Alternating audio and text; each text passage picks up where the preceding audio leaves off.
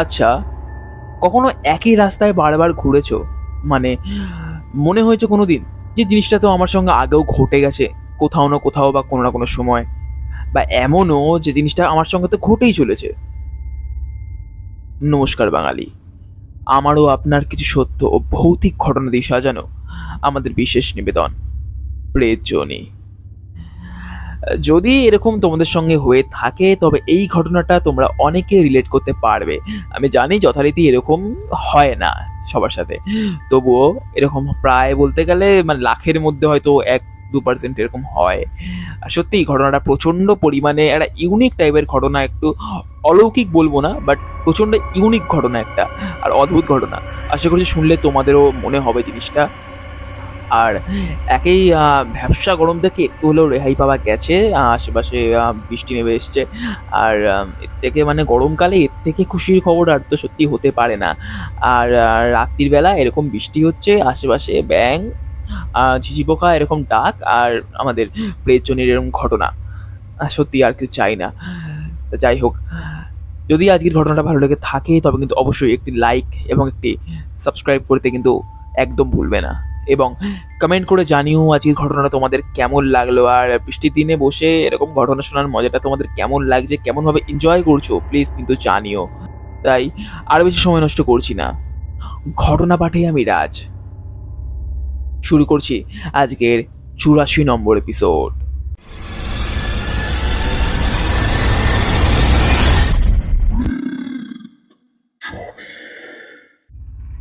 হে রাজদা, আমার নাম মলয় শিকদার।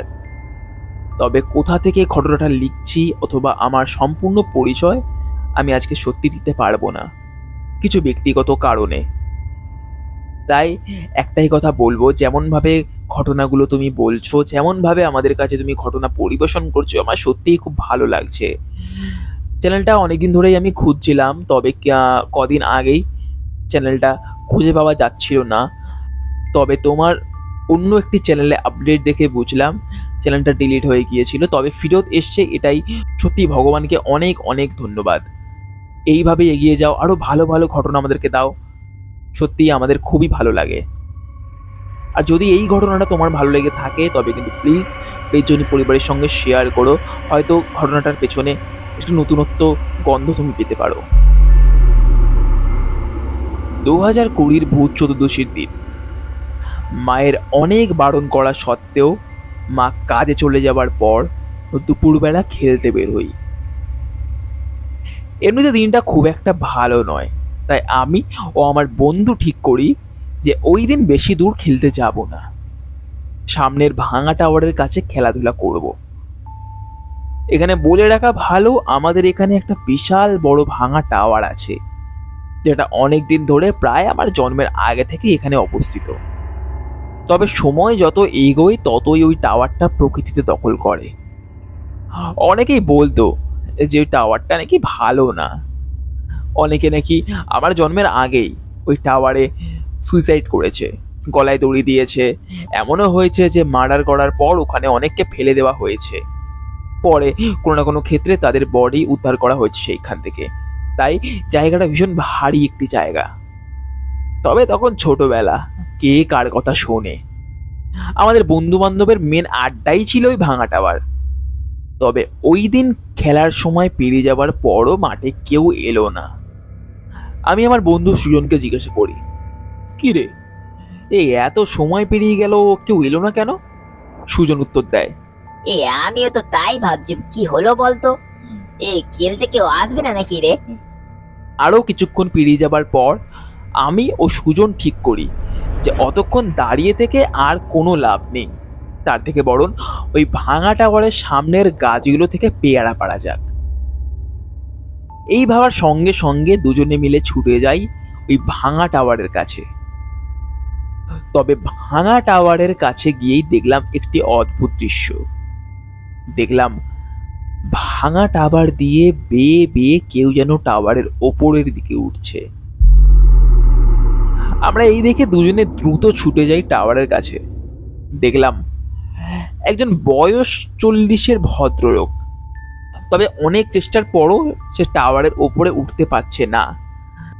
আমরাও টাওয়ারের কাছে গিয়ে চিৎকার করে বলতে থাকি, আরে আরে আরে কি আরে করছো, জেঠু আরে ও উঠো না, জেঠু, আরে আরে আরে আরে জেঠু উঠো না নেমে ওপরে, আরে আসো গো, পড়ে নেমে যাবে আসো, তো। লোকে দেখলে মারবে ধরে। কাকু কাকু নেমে তেজু, জেঠু নেমে আসো। ওই লোকটা যেন আমাদের কোনো কথাই শুনতে পারছিল না, আমাদের কোনো কথায় কান না দিয়ে সে নিজের গতিবেগ বহন করে উঠতে থাকে টাওয়ারের ওপরে। ঠিক তখনই আমাদের পেছন থেকে, বেশ খানিক দূর থেকে, আমাদের কিছু বন্ধুর গলার আওয়াজ শুনতে পাই। আরে এই সুজন, সুজন, আরে ওখানে কি করছিস, আর জলদি এখানে আয়, তাড়াতাড়ি আয় এখানে। আমি তাদেরকে দেখে হাত দেখিয়ে আমার দিকে ডেকে আবারও সেই টাওয়ারের দিকে, মানুষটার দিকে ঘুরলাম এবং দেখলাম এতক্ষণ যাকে দেখে আমরা এত চিৎকার করছিলাম, কোথায় সেই মানুষ?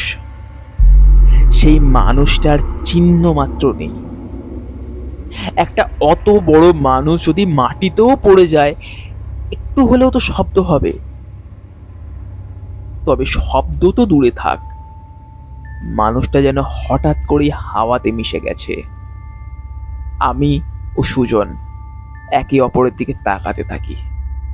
আমরা দুজনেই বুঝতে পারলাম না যে অত বড় মানুষটা গেল কোথায়। কেন জানি না এই ঘটনার পর আমাদের সম্পূর্ণ শরীরটা কেমন যেন ভারী হতে শুরু করে। কোথাও না কোথাও আমাদের মাথায় ভয়ের চিন্তা মাথা ছেড়ে উঠল। হয়তো ভয়ের কারণেই আবার আমাদের সেই পেছন থেকে আসা বন্ধুগুলোর দিকে ঘুরতেই ঘটলো আরো একটি ঘটনা। সেদিকে ঘুরতেই দেখলাম আমাদের বন্ধুগুলোই বা কোথায় গেল। তারা যতটা দূরত্বে ছিল, এতক্ষণে তো তাদের আমাদের কাছে চলে আসা উচিত, তবে তাদেরকেও আমরা আর দেখতে পাই না। আমার বুকটা কেমন যেন ছ্যাঁত করে ওঠে। সুজনের মুখের দিকে তাকালাম, বুঝলাম ও ভীষণ ভয় পেয়েছে। আমরা ভয় পেয়ে আবারও বাড়ির দিকে ছুটতে শুরু করব, এমন সময় আবারও একটি আওয়াজ পেলাম। আবার ভয় ভয় ওই টাওয়ারের দিকে দেখতেই এবার যেন আমাদের ভয়টা আমাদেরকে ঘিরে ধরল। দেখলাম আবারও সেই বয়স্ক লোক টাওয়ারের ওপরে ওঠার প্রাণপণে চেষ্টা করছে। আর ঠিক তখনই আমাদের পেছন থেকে আবারও সেই আমাদের বন্ধুদের আওয়াজ ভেসে এলো। তারা যেন আমাদেরকে ডাকছে, কি রে সুজন, এদিকে আসতে বলছি না, এই সুজন তাড়াতাড়ি আয় রে, আরে মলয় এদিকে আয় তাড়াতাড়ি করে। সেদিকে ভয় ভয় তাকাতে দেখলাম আবার সে আগের দৃশ্য। আমাদের কিছু বন্ধু সেই দিক থেকে আমাদের দিকেই আসছে। সেই দেখে আবারও পেছনের দিকে তাকাতে আবারও সে একই রকম দৃশ্য। টাওয়ারের ওপরে ওঠা বয়স্ক লোকটার চিহ্ন মাত্র নেই। ভয়ে আমাদের সারা শরীর কাঁপতে শুরু করে। কি করব বুঝতেই পারছিলাম না। তবুও অনেকটা সাহস জুটিয়ে আবারও ছুটতে শুরু করব, আবার কানে ভেসে এলো সেই টাওয়ারে ওঠা বয়স্ক লোকটার পায়ের শব্দ। এমন যে কতবার আমাদের সঙ্গে ঘটছে তা সত্যি আমাদের কাছে আর কোনো হিসাব থাকে না। প্রত্যেকবার অমন টাওয়ারে ওঠা বয়স্ক লোকটার দিকে তাকাতেই পেছন দিক থেকে আমাদের কিছু বন্ধু বান্ধবের গলা ভেসে আসে, এবং সেই দিকে তাকাতেই টাওয়ারের বয়স্ক লোকটা যেন হাওয়ায় মিশে যায়। মনে হচ্ছিল আমরা যেন কোনো রকম গোলক ধাঁধার মধ্যে ফেসে গেছি। যেদিক দিয়ে বেরোতে চাই সেদিক দিয়ে বেরিয়ে যেন আমরা আবারও একই স্থানে এসে পৌঁছই। এমন অনেকবার হওয়ার পর হঠাৎ দেখি সুজন মাটির উপরে ধপ করে পড়ে যায়। তাকে অনেকবার ডাক দেবার পরও তার কোনো সাড়া শব্দ পাই না। আমি ভয়ে আমি যেন পাগল হয়ে যেতে শুরু করি। আমার মাথা ঠিক করে কাজ করছিল না। জানি না ভয়, চিন্তা আর অমন ভয়ঙ্কর ঘটনা আমার মন কতটাই সহ্য করতে পারতো। মাথা ঘুরে আমিও পড়লাম সুজনের পাশে। এরপর আমার কিচ্ছু মনে নেই। যখন আমার চোখ খুলে তখন দেখি আমাকে ঘিরে অনেক লোক দাঁড়িয়েছিল। বুঝলাম আমাদেরই পাড়ার কিছু কিছু লোক। চোখ খুলতেই তাদের মধ্যেই একজন আমাকে এসে জিজ্ঞাসা করতে থাকে, এ তোরা কে রে? হ্যাঁ, এ জানিস না এখানে আসা ভালো না, এখানে আসা বারণ। বারবার বারণ করি তোদেরকে, তোদের তো শিক্ষা হয় না। না, কি হয়েছিল তোদের সাথে? তাদেরকে সমস্ত ঘটনা বলতে তারা শুনে আমাদেরকে প্রচন্ড বকাঝকা করতে থাকে এবং তারা সকলে মিলে আমাদেরকে বাড়িতে ছেড়ে যায়। এরপর আমি যেন একটা ট্রমার মধ্যে চলে গিয়েছিলাম। ঘুমাতে পারতাম না, ঠিকভাবে খেতে পারতাম না। চোখ বন্ধ করলেই আমার যেন ওই দৃশ্য মনে পড়তো এবং শুধু আমার সঙ্গে নয়, সম্পূর্ণ দৃশ্যটা সুজনও ভুলতে পারছিল না। ওখান থেকে আসার পর অবশ্য আমাদের প্রচন্ড পরিমাণে শরীর খারাপ হয়েছিল, তবে ঝাড়ফুঁক করানোর পর তা ধীরে ধীরে কমে যায়। তবে জানি না ওই ট্রমা থেকে আমি আজও বের হতে পারিনি। ওই দিনটা আমার কাছে যেন আজও একটা দুঃস্বপ্নের মতন। আমার সঙ্গে যে কি ঘটেছিল অথবা কেনই ঘটেছিল আমি আজও বুঝতে পারি না, এর কোনো ব্যাখ্যা আমার কাছে নেই। প্রিয় প্রেতজনী ফ্যামিলি, যদি তোমাদের মধ্যে কারোর কাছে এর কোনো উত্তর থাকে অথবা কোনো ব্যাখ্যা থাকে তবে কিন্তু প্লিজ আমাকে জানিও অথবা কমেন্ট সেকশনে এসে জানিও, আমি সেখান থেকে পড়ে নেব। আর রাজদা, তোমাকেও বলছি, প্লিজ যদি তোমার কাছেও কোনো ব্যাখ্যা থাকে আমাকে কিন্তু জানিও।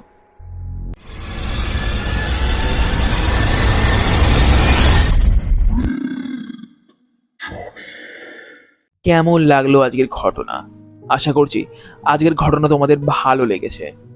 ভালো লাগলে কিন্তু অবশ্যই একটি লাইক এবং একটি সাবস্ক্রাইব করতে কিন্তু কেউ ভুলবে না, এবং অবশ্যই কিন্তু কমেন্ট করে জানিও আজকের ঘটনা তোমাদের কেমন লাগলো। শেয়ার করে দিও তোমার বন্ধু বান্ধব প্রিয়জনদের কাছে।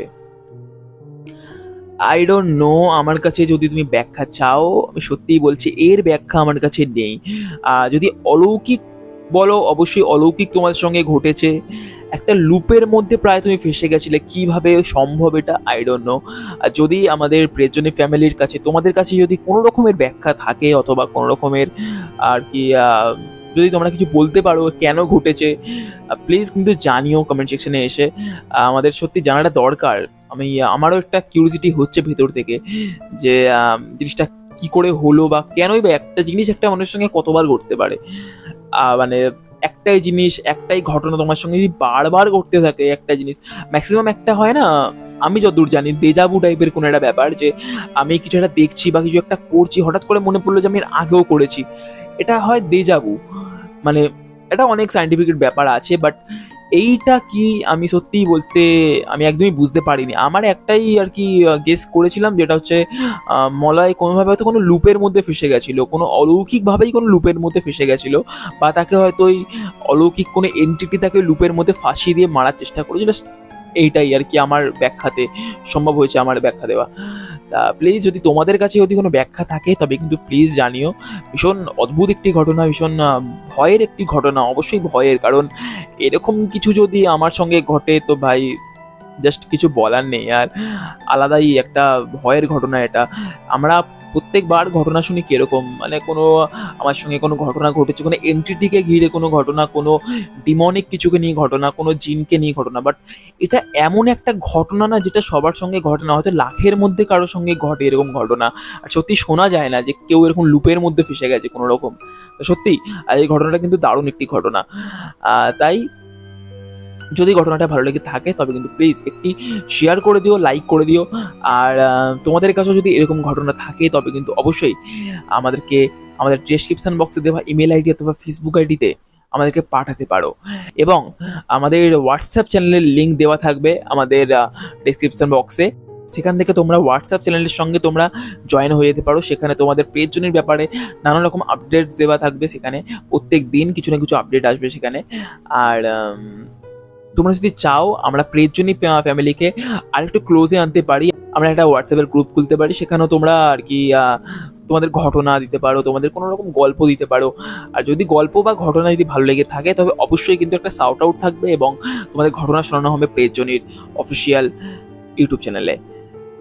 আমি ফিরছি আগামী বৃহস্পতিবার ঠিক রাত 11টায়। আজকের জন্য সকলকে শুভরাত্রি।